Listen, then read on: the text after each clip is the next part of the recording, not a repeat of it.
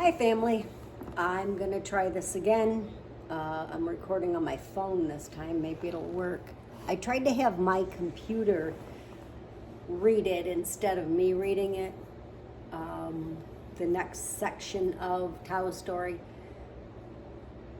But it didn't come out very well. I was using the video on the computer or the camera on the computer, and it just wasn't working.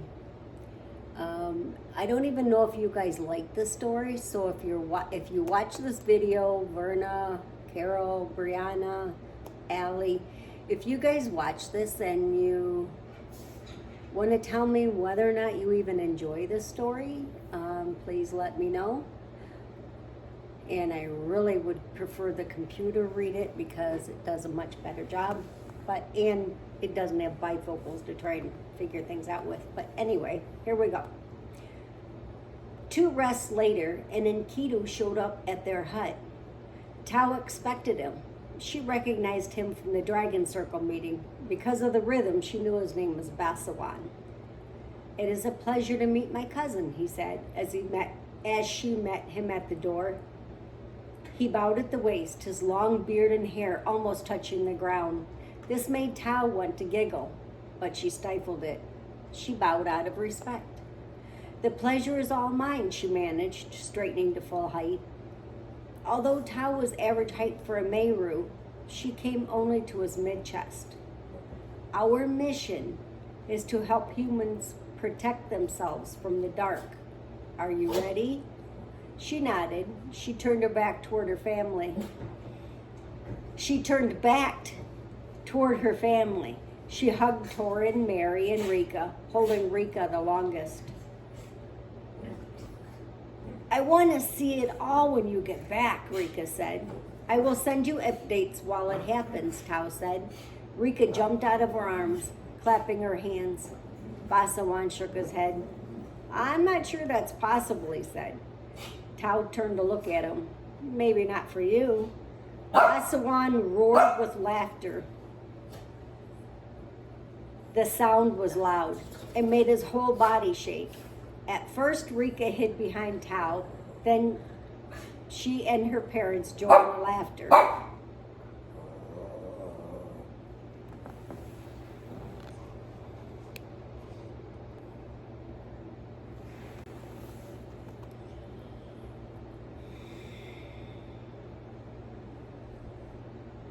Basawan roared with laughter.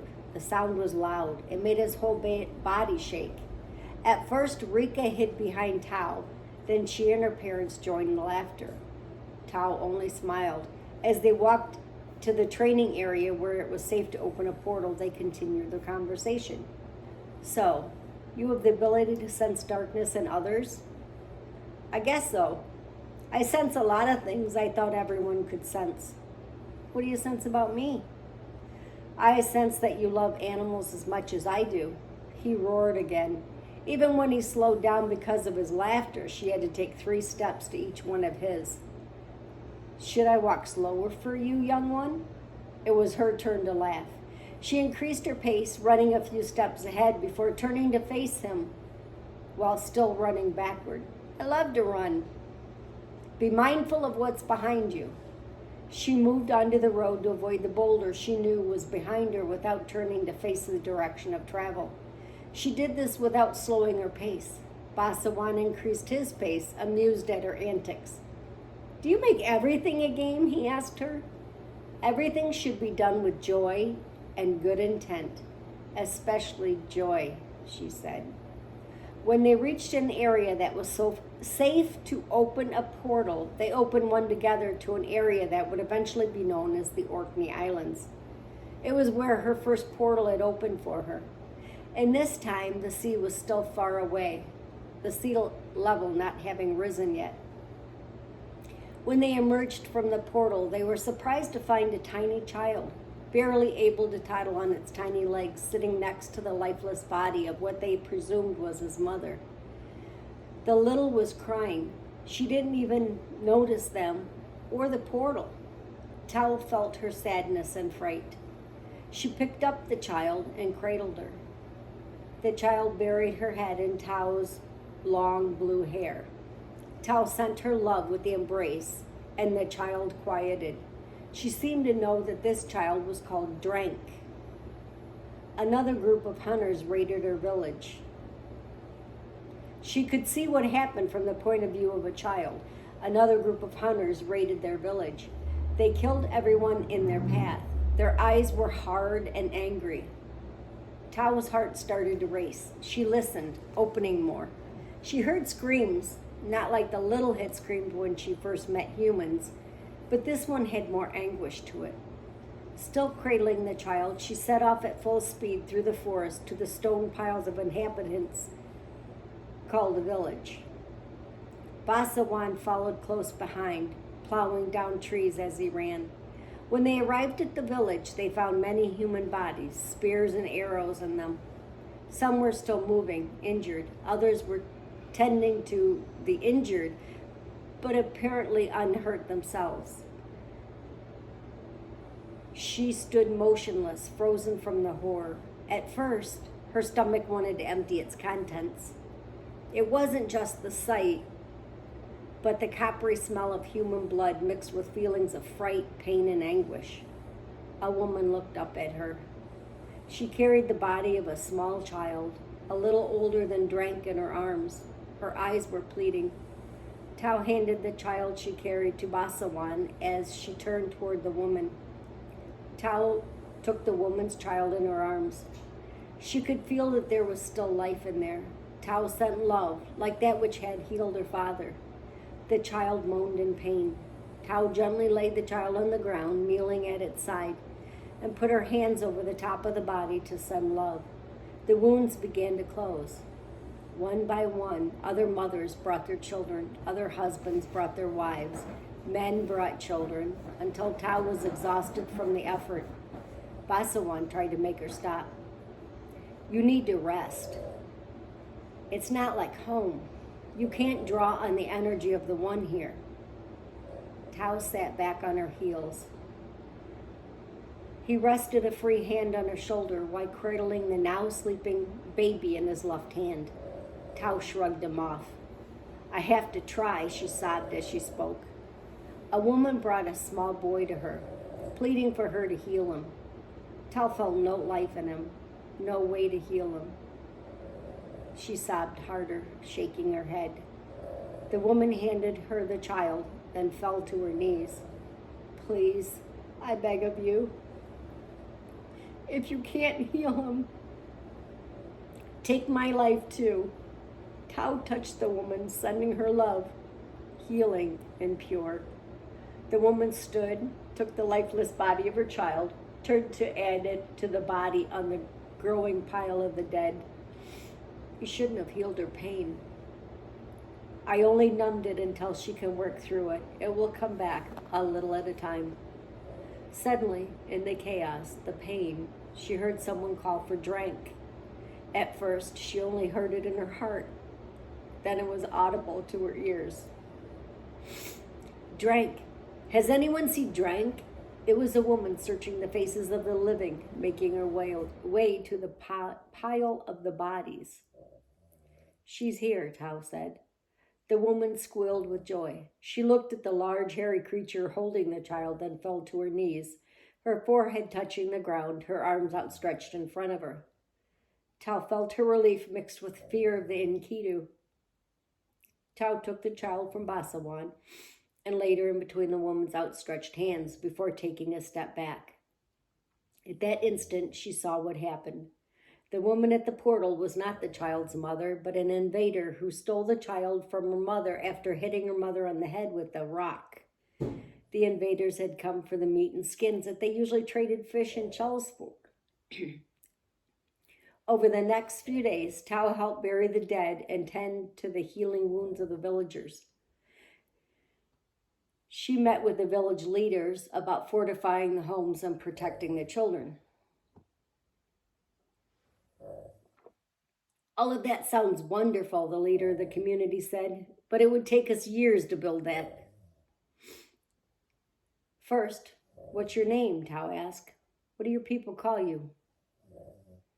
Kennard. Ken what? It is pronounced Canard. Do you have a name, blue god? I am called Tau. I am no more a god than you. You heal. You know what others are feeling, thinking. If you are not a god, what are you? I'm a Meru. Okay, Tau the Meru. How do we build this in time to save my people? If you agree to this plan, I can have it done in 2 of your days. This brought laughter from Canard. And how, may I ask, can you do that? I saw you move a bit of dirt without using your hands to bury the dead. But can you lift a slab of stone by yourself? I know you and your friend are large, but... Tau smiled as he was saying this. With her mind, without touching them, she lifted the nearby pile of stones with a wood and grass roof, keeping them all in order. They were in on the ground. She sat it all down around the leader so that they were separated by one of the walls, the animal skin hanging in the door opening between them. After a moment, Canard emerged from the doorway. He blinked at her. Okay then, let's get started. Tau cleared the grass from an area of land. Using her mind, she drew an overview of her plan for the village. This included 9 homes, a workshop as asked for by Canard, a food storage building. The food storage was Basawan's idea, as he was teaching them farming. He helped them trap wild pigs, clear land, and plant seeds. Grains such as barley and wheat were grown in the fertile depression between the village and the sea. The buildings were all connected by a passageway. Tau used slabs of stone to build buildings and walkways. The slabs were laid 2 rows thick. Dirt was mounded around the buildings. Wood was used to support the tanned hides to cover the roofs. A hole was cut in the center of the hide for smoke to escape. Tau used larger stone slabs to create beds, fire pits, and shelves for holding items. Beneath the homes ran a channel for the waste to be eliminated without going outside. The channel could be washed out, preventing accumulation of too much waste. Canard was in awe of the design. After Tau constructed the village, the villagers began to lay dirt to cover the walls to encourage the sod to grow. While this was going on, Tau found her way past the newly planted and growing gardens to the sea. Basawan had not only planted seeds, but sent enough love to start the germination and growth process. She reached out to the sky and the ocean. Both had life, and she felt the one. She breathed deeply, inhaling the salt-tinged air of the sea. As she sat there, she could feel Basawan approach her from behind. They have agreed to teach other villagers not far away how to fortify their homes. Tau only nodded, acknowledging that she had heard him. It will take them longer without Meru to help. Father said others are coming to help. Basawan sat next to her. He too took a deep breath. He seemed to melt into the sand as he did. For a long time they sat like that in silence. It was Basawan who broke it. You really can communicate with the net from here, can't you? So can you, she said. We are not disconnected from the net just because it's different. Okay, one day you will have to teach me to open up like that. You simply have to believe. She stretched out her long blue legs. Her feet were bare, as were her legs. Her only clothing was her favorite tunic. Basawan, she realized, didn't wear anything but his hair. This made her giggle. She suddenly felt more like herself, happy. I feel good that we helped them, she said. Me too, he answered. Are you ready? In response, she stood. She opened a portal to the next area. It bothered her that she had to seek out the darkness to find the next location that needed her. They found themselves in a village not far from the one they had just left. She realized that this was the village that had raided the one they had helped. When they arrived just outside of the village, she could feel the anger of the people. It hurt her head. It was so intense. It wasn't as intense as what she felt on Simud, but it was growing and festering. They killed some of our people. We must finish them off. It was a voice coming from the center of the piles of stones that served as this village. They killed Ilda. She was only searching for a child, another voice rang out. Basawan looked at Tao, who only closed her eyes. She began to mumble something he couldn't hear or understand. Suddenly he could feel love radiating from her. It became a white light. As she focused, it shot out toward the village, engulfing it, swallowing it. There were screams, and then it was quiet. He watched as a dark cloud formed above the village, then thinned, then disappeared into the light. He could feel the confusion from the villagers, as if they didn't even remember what they had done. When the villagers from the sea arrived to help, they will believe it was a sickness, Tao said. Oh, let's go. Oh, okay, let's go. Basawan only blinked. How'd you do that? I only did what I was instructed to do by Mayu. Who's Mayu? My twin flame, my heart brother, the blue dragon who stood next to the leader dragon at the meeting of the warriors. The rest of us can only concentrate on one or two beings at a time who are filled with darkness. You just did a whole village at a distance. They didn't even know you were here. Do you always state the obvious? What were you mumbling? I was not mumbling. I was speaking under my breath. What were the words? Make the humans forget their sin. Drive the darkness from within. This I wish with all my might. Move the darkness into the light. Does that work every time? Who taught you those words? I say what is in my heart. It would probably work more if we both said it. Basawan only blinked. You amaze me. I only channel the net and the one as you do. You are wrong about not being able to connect while here on Mari. If Mari can connect, so can we. I realized that when we were at the sea. Where to next? Home. I've been summoned.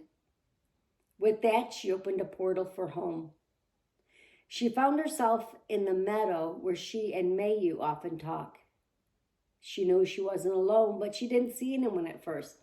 She sat, knowing that the being would show itself in time. She also knew it wasn't Mayu. As she meditated, relaxing her body and mind, a being almost appeared. It was Meru-shaped, but transparent with no discernible features.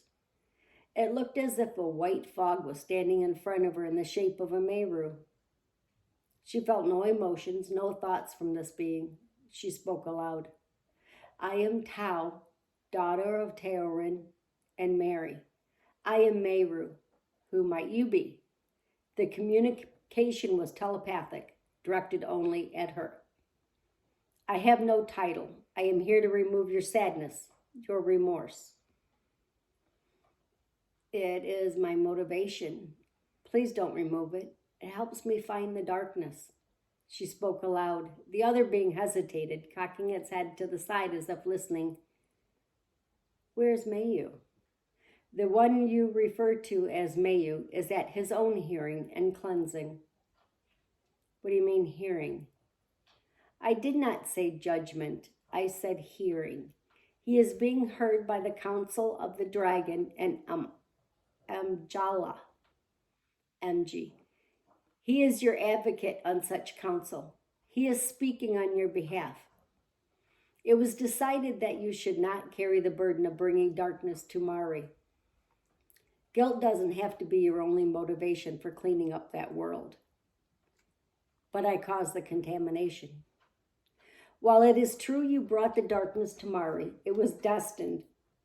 You were used by the council to do their bidding. Remember that the one and the net contain both aspects of light and dark. It was your job to remember to stay balanced. Hi, Gretel. In the middle between the two. That is why Mayu asked me to heal you. She nodded her consent as a tear glistened on her cheek. She closed her eyes. When she opened her eyes again, she was still on Mari. The portal was open in front of them, but she sensed it wasn't to home, but another place on Mari. What happened, girl? Basawan asked. I'm not sure. I was on the Dragon Range and then back here. No, you said we were summoned home, opened the portal, closed your eyes, and froze for a moment. You wouldn't respond when I called you. I think only part of me went home. It wasn't quite like anything I've ever experienced before. Of course, all of this is new to me too. She laughed at the thought. Let's see where this portal leads. Without question, he followed her through. I think I'll end it right there for now.